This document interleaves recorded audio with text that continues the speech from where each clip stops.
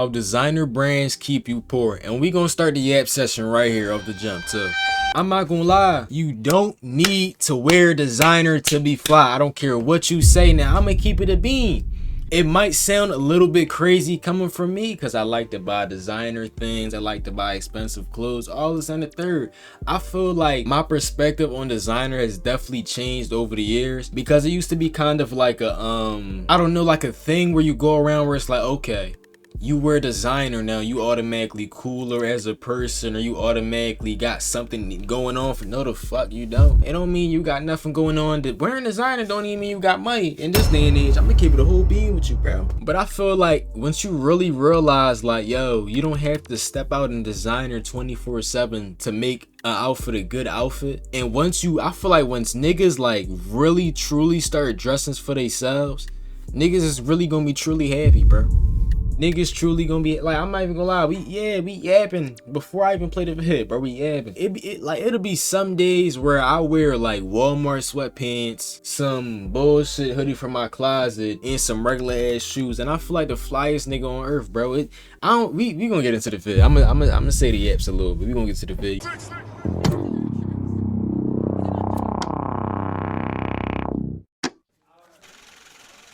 This bag right here cost $300,000, and not because it's lined with diamonds or was owned by the late Queen Elizabeth. I'm gonna say the yap. I would like it. But because this is a Birkin bag.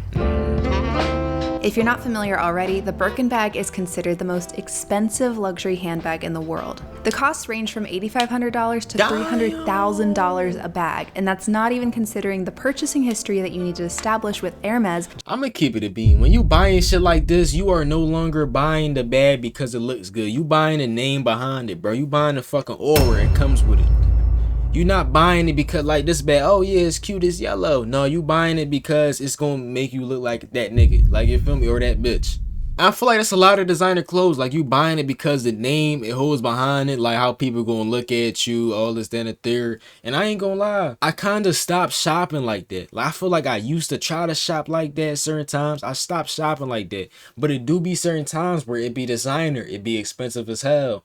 And I be mad that it be expensive as hell, but I still buy it because I like it. I make dumb financial decisions sometimes. This ain't about me though. Considered able to buy a Birkin bag, because you can't just walk into an Hermes store and buy a Birkin bag at the register. You have to establish a purchasing history with Hermes, meaning you frequently buy a variety of their other products like scarves and makeup. My game plan was to, wear a lot of my Hermes items to show that, hey, I'm an Hermes customer and I'm just not like... You gotta get your aura up to buy. You gotta get your Fortnite XP up to buy a Birkin bag. Why though? So they can keep the shit exclusive. The shit already 300 bands. Like, this shit already exclusive enough, I guess, bro. Because tons of tourists just come in who have never purchased any Hermes in their life, and the first question I was asked was, do you have an Hermes bag? So I'm wearing my 2-click H bracelet, got on my Hermes Kelly belt, Hermes CDC belt, my twilly around my neck. I'm a loyal customer, etc., etc. Imagine if Dick's Sporting Goods did the same thing, and just to buy a basketball, you also had to buy a kayak golf club and some of Dwayne Johnson's Under Armour line. Be ridiculous. And yet that's the reality of buying a Birkin bag. I would argue it is the physical epitome of manufactured exclusivity. It's 4,000. I know. And there's a waiting list. I assumed. 5 years. That's For crazy. a bag? It's not a bag. It's a Birkin. And yet, despite the many hoops and long wait lists that are associated with this bag, people keep flocking to it. They might save money for years just to buy one bag, which, by the way, you often don't get a say in what... You know what I feel like, kinda like, is a reason about designer though? And it's fucked up. When you like, say me for instance, right? Say I'm just an influencer and I want to go I feel like that's a bad example. All right, let's say this. Say you a rapper, right? Say you a rapper in this generation, in this day and age, and you come around wearing some typical American Eagle, just some regular casual shit, right? I feel like niggas ain't really gonna respect you, or niggas ain't gonna pay attention to you when you need them to, unless you come in some designer and some, you feel me? And like, I understand niggas buying designer on them terms. It's like, it's kind of fucked up, but it's like, that's That's how I go, bro. If a nigga walk through with some shit that almost everybody in the room is wearing something similar to, nobody really gonna bat an eye. But if a nigga come through like, oh shit, he got full Rick on, niggas gonna look. And sometimes you need niggas to look. You need that attention for your business or whatever the fuck you doing, you feel me? That's my little theory though. Kind of color or style of bag you get, but if you want a Birkin bag, you're gonna have to take what they give you. So why is this happening? What is so magical about this bag? Obviously the answer is subjective. You could argue it's because the materials they use are super high quality, or because it's handmade by artisans.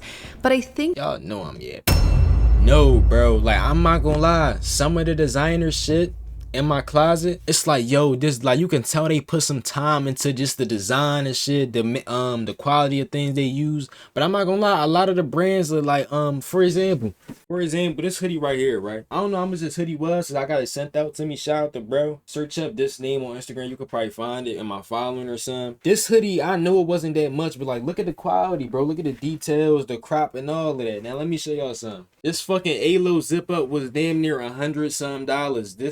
This shit is ass. I'ma keep it a bean. The quality is ass. It's really a regular. You can find this shit on TikTok Shop, Amazon. Like, this shit is ass, bro. Like, don't get me wrong, it looked nice. I bought, like, you feel me? It looked nice. I bought it. I didn't really buy it because it's aloe or this, that, and the third. I wanted something of this style though, right? But I really say all that to say, like, bro, the price or the brand really don't guarantee that quality all the time. Like, and I'm gonna show you something else too. These off-white pants, I'm not gonna lie, I forgot how much these was. I think I was showing somebody these pants. I don't know what the case was. I was showing somebody the pants and it was like, oh, it looked like polyester. Oh, yeah.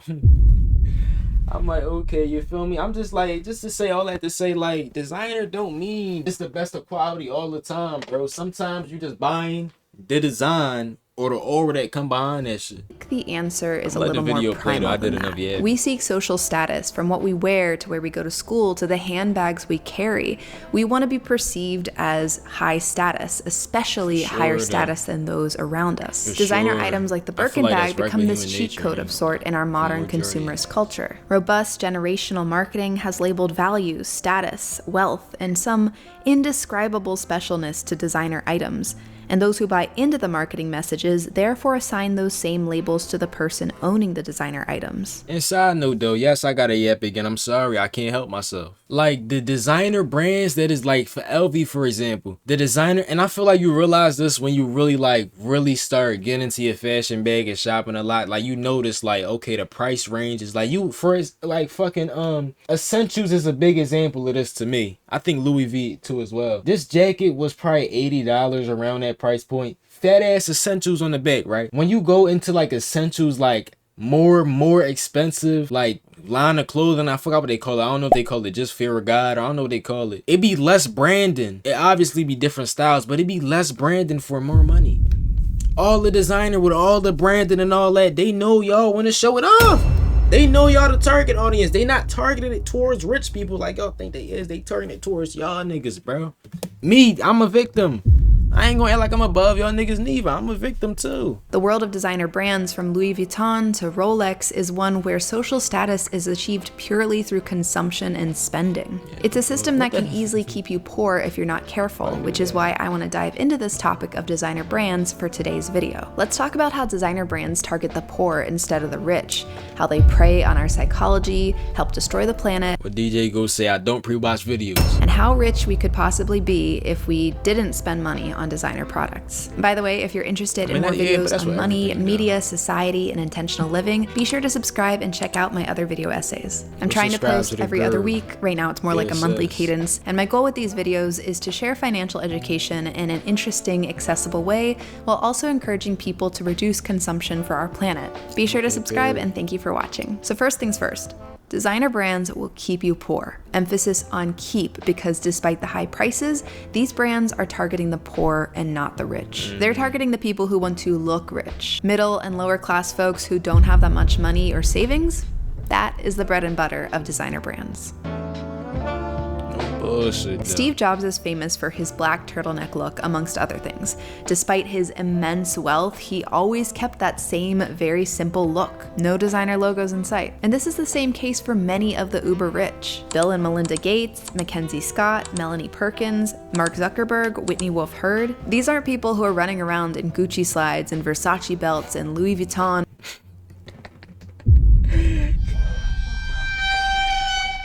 He ain't rich, he ain't got no Balenci.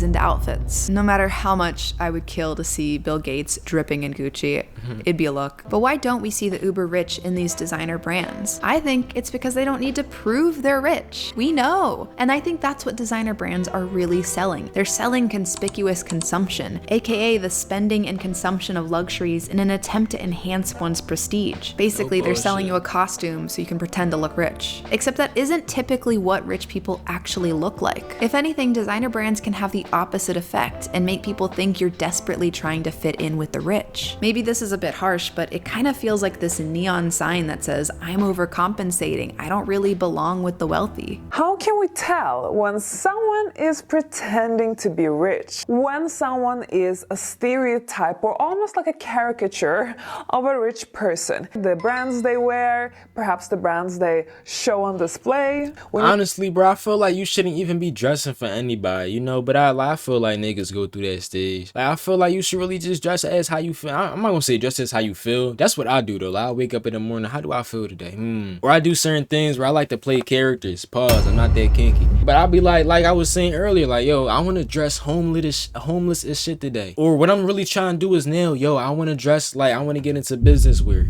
Like, yeah, the finance, bro. I wanna do shit like that's what I like to do. I don't really dress no more, at least, like on a type time, like, yeah, I'm about to put this on so they can think that I'm somebody.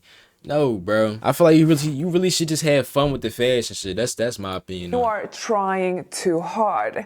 And that's usually a big giveaway when someone is just faking it because they're trying to overcompensate for something that is not really there.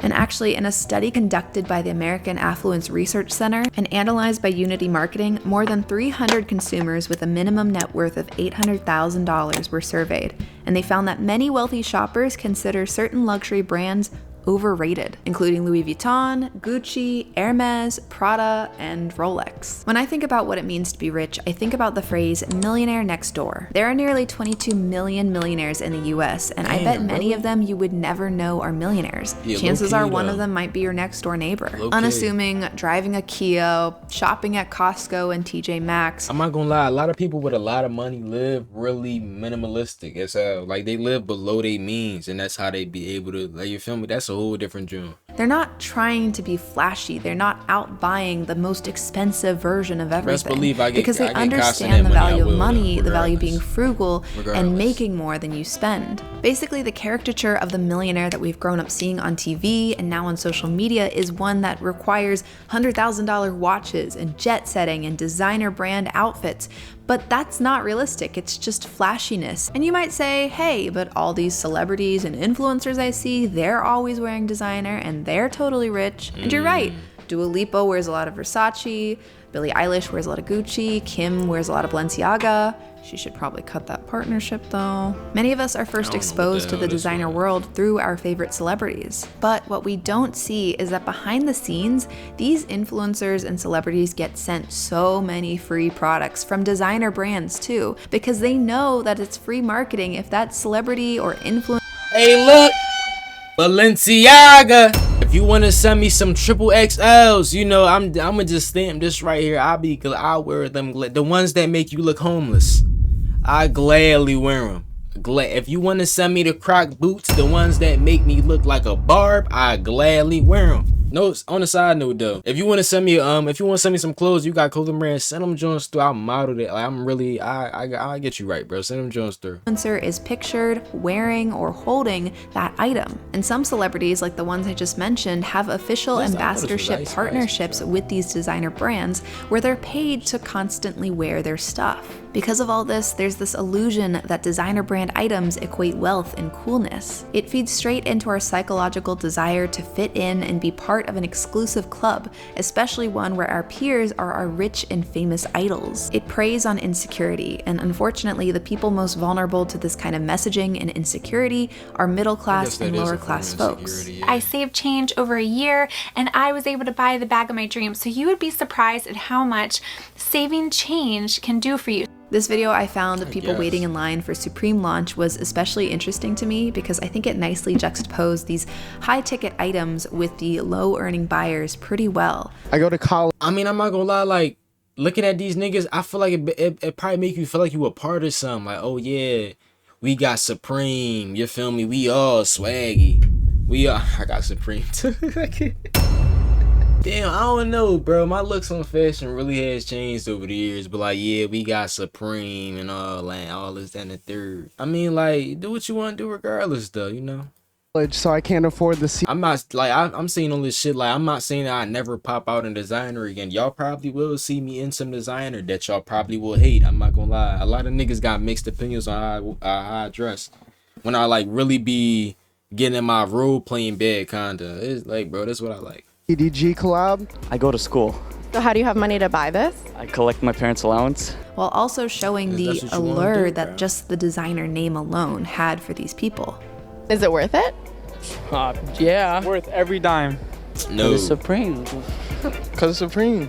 Another thing I think about is this viral story about a woman who took her mom on a Dior shopping spree after her mom was treated poorly at a Dior store. According to the daughter, the mom had been ignored by a Dior sales rep because the mom was dressed poor. Which you I'm like, what? My fault. think, like, if a store was treating my mom that way, we wouldn't go there. Yeah, like, how why they do rude. that? But instead, it kind of had the opposite effect. They went back there and they purchased a lot of stuff. And just To, looking like, quickly flex? at some of the Dior products online, I know that shopping spree cost multiple thousands of dollars. Like, I'm not gonna lie. Like, back on, like this right here, I like this. Would I spend $3,800 for it? If I had costing that money, why not? But if I'm a regular nigga, I work a regular 9-to-5 job. I'm not like, no, bro. I'm not gonna say maybe me back then, yeah. But like now, no, bro. I'm not like, you feel me? But if you can afford it, buy it and you like it, why not? But I'm not. And even at that, I wouldn't buy it just because it's Dior. I would buy it because I like the jacket. But come on, bro. Multiple thousands of dollars. Like, this one Dior bag costs as much as some cars and house down payments. There's no chumpching. that's What's crazy. interesting is that this rudeness the mom experienced is an alleged technique designer brands use to boost sales. Sales staff rudeness causes what's known as the Pretty Woman effect, which is referencing the Julia Roberts movie Pretty Woman, where she goes and buys a ton of luxury goods after being dismissed by one of the sales reps. Really? Big mistake. Big. Huge. Sauder marketing professor Darren Dahl, who researched this effect, explains that designer brand sales reps, quote, can end up having a similar effect to an in-group in high school that others aspire to join. For the study, participants imagined or had interactions with sales representatives, rude or not. They then rated their feelings about associated brands and their desire to own them.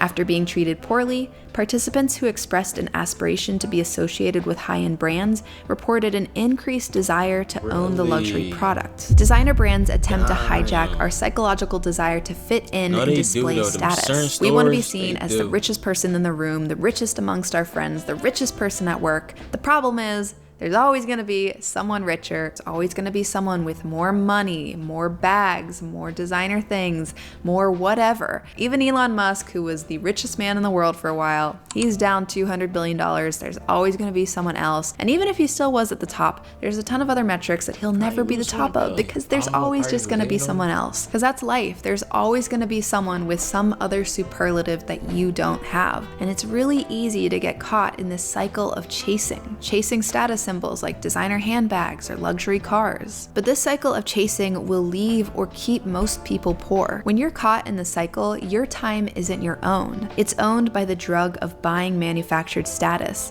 which is paid for by the hours of your life at a job. The way I think about it is the more designer items you buy, or really anything that you buy, the more of your life you're trading away. Obviously, we have to spend money to survive. I mean, yeah, you can say that with anything, though. I'm gonna keep it a bean. You can say that with anything. But the level of excess that designer brands promote is not essential to live. I argue instead, it actually robs us the chance to truly live. For myself, I think a lot about intentional living. This is where you're aware of what your personal values and beliefs are, and you try to actively make decisions that align with those values and beliefs. It's the reason I personally don't buy designer goods, because the values don't align with my values, and I think that my time and money could be spent better elsewhere. And one of the values that doesn't align with mine is that of the designer industry's wastefulness.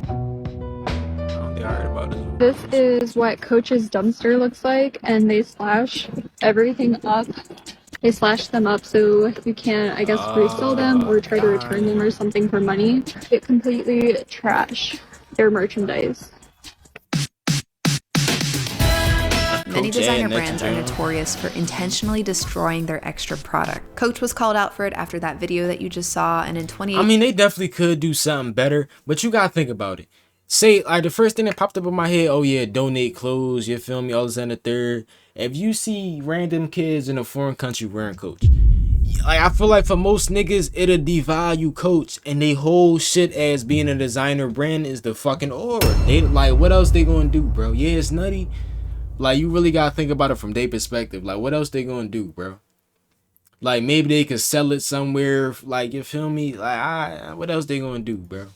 Burberry was called out for incinerating their unsold products. This is a very widespread practice throughout the fashion industry. It doesn't just affect luxury houses, it also affects the high street. In fact, we had H&M, you know, doing something similar quite recently. It is, you know, the result for me of years and years of mass production and, to a certain extent, an industry that is profoundly inefficient. It's a big problem that has caused a lot of backlash, which is understandable because it's kind of wild to think about products, perfectly good products, being ripped up or burnt simply to keep other people away from it. It's very much giving Joker in The Dark Knight, causing chaos. But I think this practice nicely captures the combined wastefulness and illusion of scarcity that defines the designer world. From an environmental standpoint... Yo, they do be doing that, though.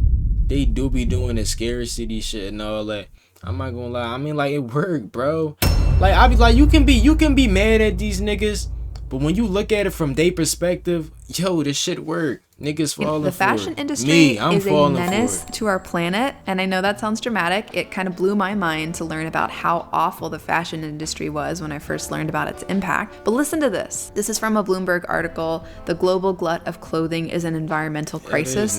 Quote, fashion accounts for up to 10% of global carbon dioxide output, more than international flights and shipping combined, according to the United Nations Environment Program. It's the second most polluting industry behind oil, which is oil, you know. I want to be clear, not all of that waste is from designer brands alone. I actually think the larger culprits are fast fashion places like Shein and Uniqlo, because they just promote hyper overconsumption and hyper overdisposal and really short trend cycles. And actually the fashion industry could probably take a few lessons from designer brands in the idea of trying to build things that are going to be more long lasting and higher quality so that you're not constantly having to go buy new things. That being said, designer brands don't get away scot-free here. Sure, they might not be following the increasingly short trend cycles of TikTok, where styles go out of fashion within weeks, but designer brands still pump out new trends throughout the seasons, effectively adding to the... I'm not gonna lie, like, as I've gotten older, I understand why old heads still dress the same way. Like, you know, as a young bull, you want to dress like what's in, what's pop, and you want to get the newest Jordans. Trust me, I did, bro, and I didn't cry over that shit multiple times and got my ass whooped over that shit because I couldn't get it. But Pete, like, looking forward, I don't feel like I'm gonna follow as much trends in fashion unless I genuinely like it, bro. Like, I'm gonna keep it a bean. I'm not gonna lie, I don't want to sound like that nigga had an ego of Kanye West, but a lot of the shit that niggas be doing, especially in Philly, I'm not gonna lie, I'm thinking about Philly specifically. A lot of the ways that niggas be dressing, I'm like, yo, I've been doing this because I liked it. And some niggas thought I was cool, some niggas thought I was weird, but I liked it regardless. But I'm not gonna say I'm gonna dress like the 16-year-old me or the 18-year-old me forever, but like, I understand why the old heads was still chilling on the block with the white t-shirts with some regular big ass jeans. Like, you feel me? I understand, bro. That's what you like. That's what you was used to. Like, you feel me? Culture of and then it get to a certain point in life where if you really dressing for other people, when school end, when them other people ain't around, you don't give a fuck no more, bro. That's how I look at it right now, though. That's how I look at it. Consumption, That's my theory as people right try now. to follow the latest styles. This type of overconsumption not only hurts our planet, but also our wallets. If you want to hear more about that topic, be sure to check out my other video, How Consumerism Ruins Our Planet and Finances. Beyond fueling overconsumption, the materials that luxury brands use have a major impact. You've got some brands using animal parts like skins and teeth to create their products, which raise their own ethical questions, and you've also got the environmental impact of creating the raw materials used for the products. Things like cotton growing, cattle farming, mining, all of these are incredibly energy intensive, with Kering, the company that owns Gucci and YSL, finding that 75% of its environmental impact was from raw material production and processing alone. Now, I know those are a lot of facts and figures about environmental impact, and you might be like, hey, this video is supposed to be about money and how these brands keep me poor. But I think that wastefulness is an inherent part of the conversation, because there is a link between climate change and poverty, and the worse that climate change gets, the worse the divide between the rich and poor gets. Speaking of rich and poor, let's talk about the opportunity cost of buying designer brands, aka how rich could you be if you didn't buy designer items? Let's crunch some numbers. Let's see what she guys say though. A popular defense of buying designer items is that they're investment pieces. For some, that means that they'll last. Who the fuck says fuck no?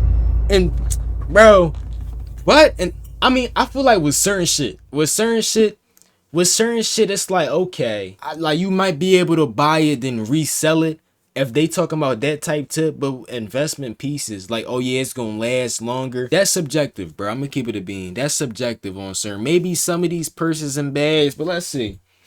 Let me. What's some designer shit I got in here? The fucking off-white pants, bro. They regular pants, bro. They ain't gonna last longer just cause they got the little. Mind you, I got Virgil as my wallpaper. RP Virgil, but you know they. Come on, bro.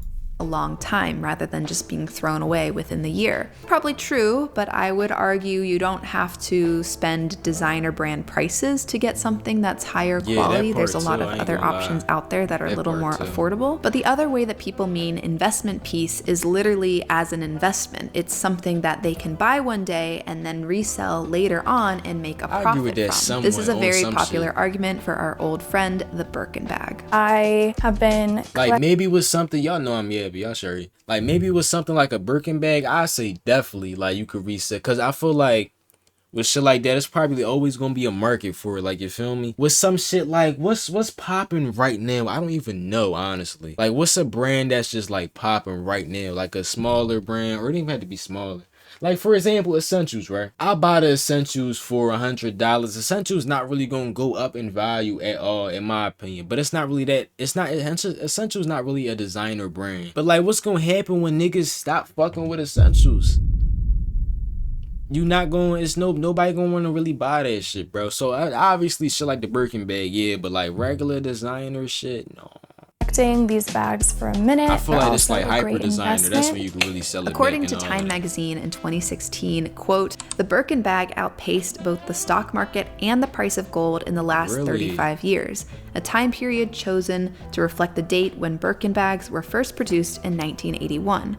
They say that the annual return on a Birkin was 14.2% compared to the S&P average of 8.7% a year and gold's negative 1.5%. But there's a few problems with this logic. First being, like we mentioned at the beginning of the video, the price tag on the Birkin bag is not the only thing that you're going to be paying. You have to have a purchasing history with Hermes, so you have to include that in what you're investing. And since you're using this as an investment piece, you're probably going to want to take insurance out on it. That's going to cost you a pretty penny as well. It's weird to think about how fragile an investment something like a Birkin bag or a designer product is, especially when you compare it to more traditional investment like stocks. Like, spill your coffee in it, have your dog get a little too curious, and suddenly you have lost thousands of dollars in resale value. Can't say that ever happens to me with my stock portfolio. So before we end, I thought it'd be really interesting to crunch some numbers to see how rich you could be if you didn't buy a designer bag and you instead invested in something like a low-cost index fund, which is one of my personal... I mean, realistically, when are your two options ever, oh, should I buy this designer bag or should I invest? Like come on, bro. I'ma let her talk, but like, I guess, bro. I feel like niggas who buying designer bags, I'm not gonna, that's obviously, it's niggas that buy designer and invest, and like, you feel me? But I don't know, bro. I'm gonna just let her get her shit favorites. So let's say you have $3,500 in disposable income, which is the money that you have left over after taxes and you paying essentials. In choice A, you decide to splurge on a $3,500 designer bag like this one from Louis Vuitton. I mean, like, yeah, but I feel like when you buying this bag, majority of the time or shit like this, your intention isn't going to be, oh yeah, I'm gonna go sell it back and make a profit. Like, you feel me? When you buy designer shit, it might be like, okay, if push come to shove, I go broke or some shit like that, I could sell this. But like, you're not really going in it with the intention to sell it to make money majority of the time, unless you a reseller or shit like that. When you invest in, you obviously going into it with the intention to grow your money over time. Like, in choice B, you decide to buy a nice quality purse from somewhere like TJ Maxx, and you put the remaining $3,450 in a brokerage account that invests into the S&P 500. Now, jumping 10 years ahead, let's say that you can sell that Louis Vuitton bag for $3,500. I'm putting that in there because I don't feel like it's a level where you could sell it for more, and also if you're actually using the bag, there's probably going to be a level of wear and tear. We're going to be generous and say you were able to sell it for the exact same amount that you bought it. Profit being $0. Looking at choice B though, you're gonna lose money. Like, yeah, you're gonna get the same numbers back, but you're gonna lose the value a little bit. And using the S&P 500's historical average of 11.8% growth, your $3,450 has now become $10,525. That's a $7,075 increase. If you're paid the national average of $28.10 an hour and you work 40 hours a week, that's the national average for who? $28 an hour? It must be a different age range. How old is this lady? I don't know. Growth equals 6.5 weeks of your working life. That's a month and a half earlier that you could retire and live the life of your dreams. And if choice A continues to buy designer products throughout their life, the gap between their life and the wealth they could be building is going to continue to grow. And look, for some people, that might be totally worth it, and that's fine. The social signaling and the enjoyment that they get from having designer products might be worth more than that extra time not working or building up wealth. Despite all my personal opinions, people can and will choose what they want to spend their time and money on. But what I hope this thought experiment and this video overall can do is to help us think a little bit differently about designer brands and how we spend our money. Money is time, and I think it's always a good idea to reflect on how we are spending both of them. So what do you think? Have you bought designer before, and did you feel like it was worth the high price tag or not really? Let me know what you think in the comments below. I'd be really curious to hear. And also let me know if you have a topic. W video, shout out to Car. Let me rap with y'all though. I'm not gonna lie. Obviously, you a human, do what you want to do, bro. But I don't feel like you should be buying designer to impress somebody. And you might not even realize that you're doing it to impress somebody else to fit in. It might be a subconscious joint. Like, you feel me? But at the end of the day, it's your money, bro. Like, I seen somebody say, oh yeah, they commented on my videos, oh yeah, I'm not gonna pay $80 for a beanie. Nigga, it's your money. Do whatever the fuck you want to do. I like the beanie. I'm gonna pay the little, like, you feel me? I like the beanie. I'm not buying it so I can fit. Niggas don't even wear it. That's a whole different jump. But yeah, bro, spend your money how you want to spend it, how you see fit, bro. Honestly. Anyways, I love y'all niggas, man. A little interesting video. I'm gonna see you on the next joint, though. All right, bro.